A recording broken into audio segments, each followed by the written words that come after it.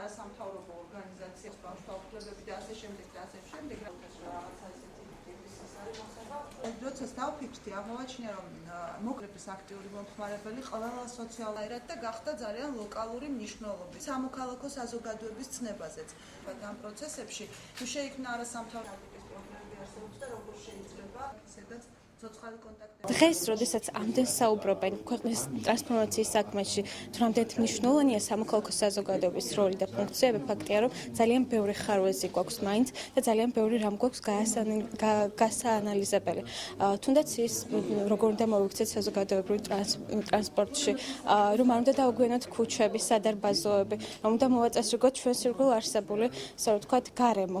ამიტომაც ესეთი დისკუსიები და ესეთი შეხვედრები აუცილებელია, რომ ხშირად ტარდებოდეს და რაც შეიძლება მეტი ადამიანი იყოს მასში ჩართული. მნიშვნელოვანია დღევანდელი შეხვედრა, მე ვფიქრობ, რომ პერმანენტულად უნდა გაიმართოს, არა მხოლოდ USAID-ში, დემოკრატიულ ჩართულობის ცენტრში, არამედ სხვა ადგილებში, უნივერსიტეტში, სკოლებში, საზოგადოების თავშეყრის ადგილებში, ბიბლიოთეკებში და ასე შემდეგ.